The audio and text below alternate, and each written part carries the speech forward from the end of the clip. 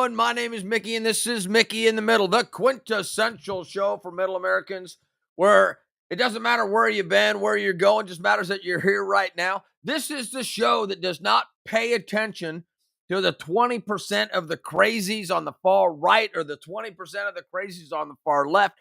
We want to deal with the 60% of the middle Americans that are right there in the middle that, hey, we just want good stuff for the family, right? We don't want to have any controversy. We want the world to be in peace and stuff like that. And we want the least amount of hassle as we could possibly get. So, Susie, how you doing? Hey, by the way, Susie is right there. You guys can see her in the chat. She was in the military. She posted a picture of her when she was in Germany. So anyway, everybody say hi to Susie if you get an opportunity to do that. So anyway, maybe she was in the Pacific. I don't know. Anyway, everybody say hi to Hey, Carolyn, Greg's Ledger. How you doing? Everybody say hi to Susie and Carolyn. That is great that they're here. They are regular viewers of the show. We cannot tell you how much we appreciate them giving me somebody to talk to while I'm talking all the way through this stuff. So today we're going to be talking about a little bit about me. We're going to be talking a little bit about how the United States of America got started, because it's an amazing start. I was driving to Massachusetts from Ohio to Massachusetts. And when you're driving that long, it's like 12, 13 hours. I started thinking about the beginning of our country. And here's what the funny thing is about the beginning of our country. Turns out it's a miracle. So remember to like, share, hit the notification bell, whatever you're supposed to do for social media.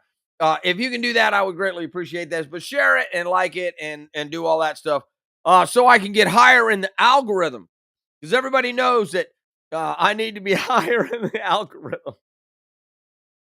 Crazy. All right, let's go ahead and kick the show off. Let's do with this.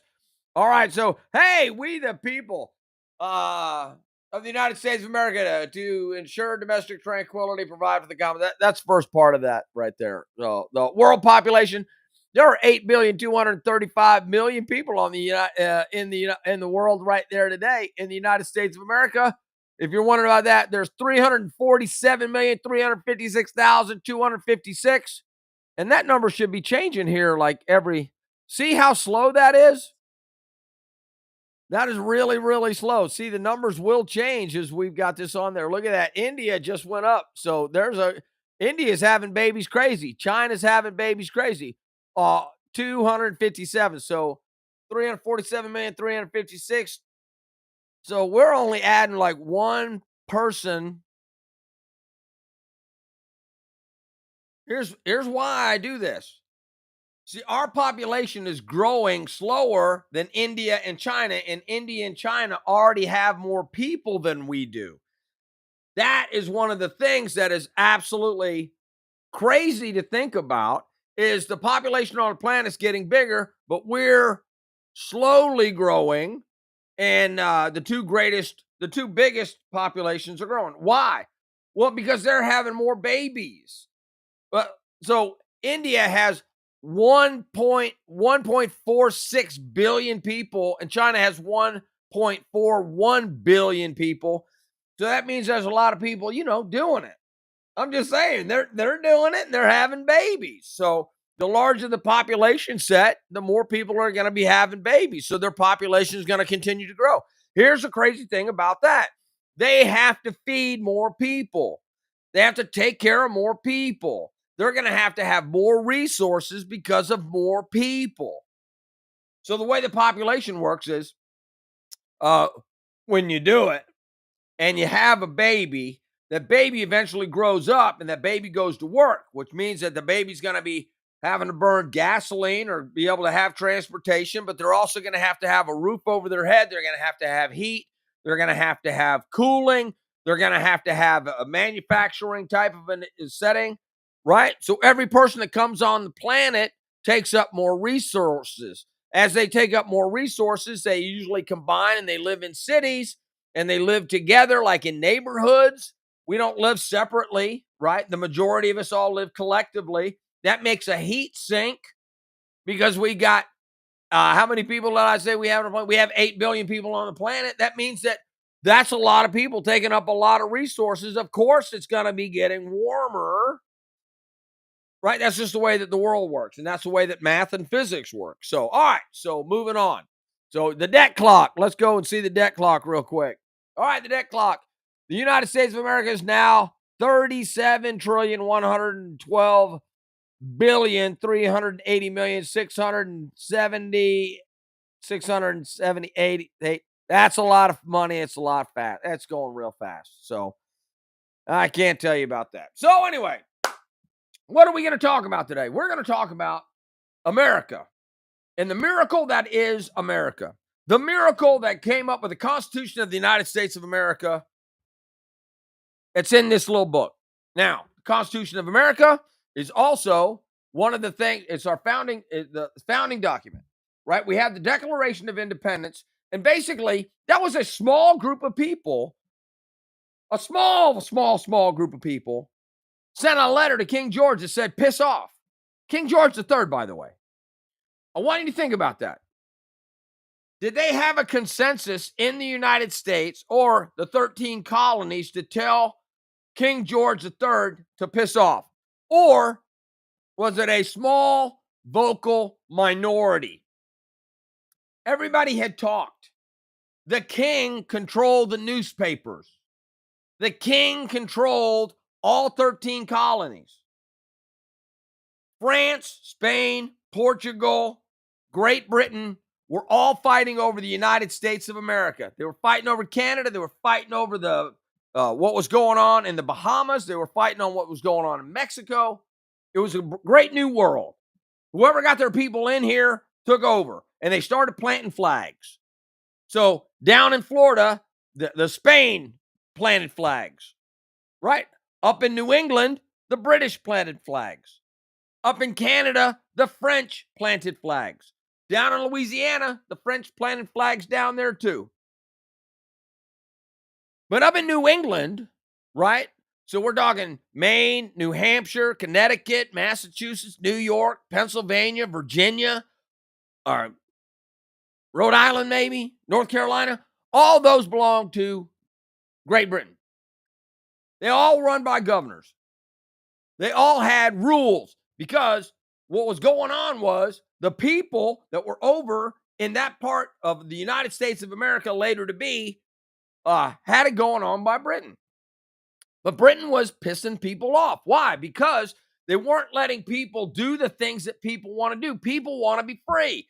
They don't want to have this monarch ruling over them and making all the rules for over there and how much money you have to send back to Great Britain. So the people are like, look, you listen, you're taxing us to death. You have people that are under your command in the army and in the military and the Navy. They just walk into our houses and they sleep wherever the hell they want. You are oppressing us. You're taking all of our money. You're taking all of our resources. You're sending it back to Great Britain. You treat us like crap. But they were still subjects of Great Britain. So now the question becomes, if you're a subject of Great Britain and you are in what will later become the United States of America and you're in the 13 colonies, and somebody goes, hey, man, we need to go to war with these dudes. We need to tell them that we're going to write a letter of independence, that we are going to be independent of Great Britain. What do you think the majority of people do? The majority of people are cowards. They talk a big game, but when it comes time to put up or shut up, they're scrambling. They're out. Nobody wants that. So I'm not talking about this in historical context. I'm talking about this in the human being psyche. What were people thinking when they were in the 13 colonies and somebody tells the King of England, the King of Great Britain, the King who has the biggest navy in the entire world, to piss off? We declare our independence. We're out. Do you think that the majority of people agreed with that idea? No. The majority of people did not, but a loud vocal minority stepped up and said, we're going to play this game. Let's go. Hey, Don, how you doing? Here's one of the funny things about it. They declared their independence, and King George says that's BS. We're going to send in the troops. So they send in the troops, and what do we have? We have a Revolutionary War. Well, the Revolutionary War gets over, and all of a sudden now you have a convention of the states. Now you have the Constitutional Convention and the Constitutional Convention of the states, and there were 13 of them. And they were like, hey, look here, man, we got to be all this together. We got to all do this. You got to understand, we're talking that representatives from every single state went to this convention in Philadelphia. How come none of them went, I want to be king? How come nobody said, hey, look here, man, we need to do it the same way England does, the same way that France did, the same way Spain, the same way Portugal, the same way everybody else does it. We got to have an autocratic ruler. No, that's the miracle of the United States of America. And this is what I wrote when I was in my car, when I was going to Plymouth, Massachusetts. By the way, Plymouth, Massachusetts, where my cousin Chris lives, is actually America's hometown. Hey, how about that? Self-moniker. You can go up there and you can see the Plymouth Rock. It's the most underwhelming monument in the United States of America. Here's what I wrote when I was going up there. I texted this. I texted to talk to text or whatever it was. I just did this off the cuff. I said, hey, make a note, and this is what it is. The United States miracle that when we started as a country and the 13 colonies got together to fight King George, none of the people that came together wanted to be a king, and 13 states were born with 13 different legislative bodies that were assembled at the time, and nobody wanted to be king. That is a miracle. In and of itself, the simple fact that when we kicked King George III out of the United States of America, nobody wanted to be king, and we still don't have a king. We have states that are run by the people with legislators, judicial branches, and an executive branch, and it happened 50 different times. How come nobody wants to be a king? Do you think that anybody wants to be a king? Everybody says that Trump wants to be a king. Here's what the thing is.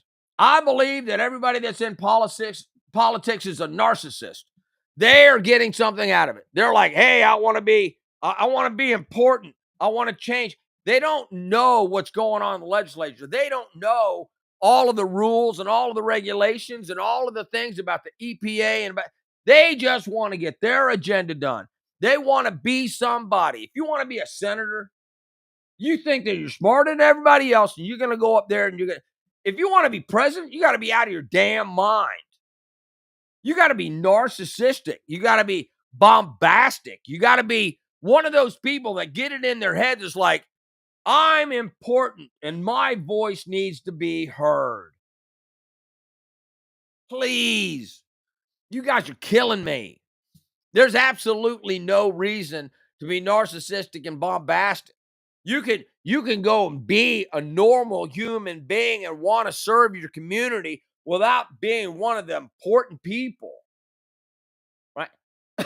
People that go into politics, for the most part, not all, want to run things the way that they want to run things. A lot of people are smart when it comes to that. I'll use Cabot's mayor. I think that Cabot, Arkansas, has got a great mayor. He's an accountant. He's a nice guy. I like the way that he thinks, and I like the way that he gets things done. He wants the city to prosper and grow, and he knows how to make it work with all the numbers. Now, I'm sure that he does some things that people disagree with. But I believe that Cabot is better off now rather than when we were in existence 4 years ago, when he became mayor. I think that we are progressing as a community without a lot of hate, and a lot of things are going right. But when you get up to the state level, when you get up to the federal level, now all of a sudden you have these personalities that are in it for themselves. But how in the world did the 13 colonies get together and nobody said, hey, look here, I'm New York. I want to take over Massachusetts. How come Massachusetts didn't take over Connecticut? How come Connecticut didn't go, hey, look here, you know what?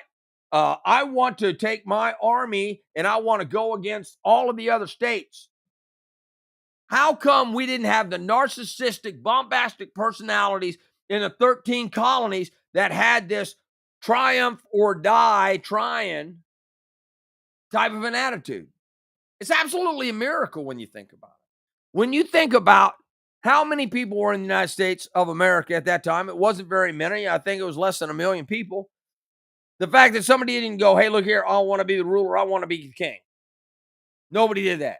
What they did is they said, hey, look, we're gonna have a convention and we're gonna talk about the way that we want to have things. So they came up with this. They came up with this and they said, hey, look here, what are all the things that are important to us? Well, we need to be able to have an organized way of governing. The people that were in Congress, the people that were going up to Congress and the House and the Senate, they weren't supposed to be there all year. They're supposed to go up there, meet, do a little bit of things because the states were all supposed to be separate. I cannot repeat that enough. The states are all supposed to be separate. They're not supposed to be run by the federal government. If you live in California, California does its own thing. Arkansas money should not be going to California. California money should not be going to Arkansas. You want to move? Move. But the federal government shouldn't be paying anything in California. The federal government shouldn't be paying anything in Arkansas. The federal government shouldn't be paying anything. The states need to take care of the states. The federal government was supposed to do a couple of things. It was supposed to take care of international politics, and it was supposed to be able to defend us. It's supposed to be able to have a judicial system where the states and internationally those decisions can be made. That's why you have a judicial branch in all of the 50 states. That's why you have 51 Supreme Courts. Yeah, you have the federal Supreme Court, and then all 50 states also have a Supreme Court. That's why the system was supposed to work the way that it was supposed to be. All states were equal. That's why you have 2 senators from each state, so that when the senators got together and they talked, they were on equal footing with each other. And then somebody went, hey, look here, but the people need to be representative. And they were like, all right, so we will have representatives of the states. And that's what became of the House of Representatives. And that's why the House of Representatives is a bicameral organization where the House of Representatives and the Senate are 2 different things. And they were supposed to have 2 different meanings. But somewhere the United States of America screwed that up. And they were like, hey, look here, the Senate needs to be elected too. And the House of Representatives need to be elected. And then you made them the exact same body. But senators are all stuck up. The point of this is that when we started as a country, we were humbled by the fact that we just wanted to be free. We knew we had to organize. We knew that we had to organize, and that's where the Constitution of the United States of America came from. And that's why the first article in the Constitution is about the legislature, because that's supposed to be the most important thing. The second one is about the President of the United States. The third one is about the judicial branch. The fourth is yada, yada, yada, blah, blah, blah. I don't even know what the fourth and fifth one are off the top of my head, but it's not really important. But what's more important is that everybody has to realize that being king is not the point. And we should be so thankful for the opportunity to be in the United States of America, where we don't have this colonial mindset of having one ruler, one monarch, one person be in charge of all that. Now, the rest of the world followed our example, and they have legislatures, and they have House of Commons, and they have judicial systems. But here's what the deal is. I would like to think that we were the first of the first, because we said, hey, look here, we're going to tell King George III to kiss our ass, and we're going to do it our way. It's going to be representative of the people, by the people, of the people, by the people, of the people. Who? I love the people. Everybody should love the people. The people are great. So, all right. So that's enough about that. I would love to hear what you're thinking about the amazing people that put together the United States of America, and the fact that they said, hey, look here, we're going to have 13 different states, and then we're going to expand it. Now we have 50 states. Nobody wanted to be king, and I think that's absolutely fantastic on that. All right, so what I'm going to do is I'm going to talk about what's going on next week. Hold on just a second. Let me make sure that I'm not going to lie to you. All right, so next week, on the 23rd, I will be here on the 23rd in order to do my show. I will not be here the following week, which is on the 30th, because me and my pickleball partner, Kamikaze Fisher, are going to be going to Des Moines, Iowa for the senior games. People call it the Senior Olympics because it's all old people, but it's called the Senior Games. She and I are going to be playing pickleball up there in the Senior Games on Wednesday and I don't know, the 30th, 31st, whatever. So I'm going to be there. I'm going to go out of town. Somebody's going to watch my house for me, and I'm going to be out of there. However, I will be back in August. I think that every weekend in August is going to be there. But I do have some other things that are going to be coming up. Today, I woke up early. I went and played pickleball for 3 hours. And then I ate lunch with the Load Masters. Just want to let you know, Load Masters, I love you out there. Third, I went to go hit golf balls, and I hit 300 golf balls. I think it was 350 golf balls, between 300 and 350 golf balls at Top Golf today. So when I'm not playing golf at Cypress Creek, I'm going to Top Golf to hit golf balls because I can hit 350 golf balls in a row and I can track every single one of them, and it's absolutely awesome. So when I'm not playing golf at Cypress Creek Golf Course, I'm going to be at Top Golf hitting golf balls. And then I went and played some more pickleball. And then I got back here and then I had to do the show. So that's when I went back to my notes that I had in the car that said, America is absolutely amazing. I just want to say thank you very much for allowing me to live my great life. I am no longer the president of the Greystone Community Property Owners Association. I resigned from that position on Monday night. But I just want to let you know that it was a great run. I cannot tell you how much I love that.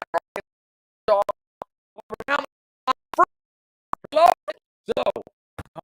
Lesher, I'm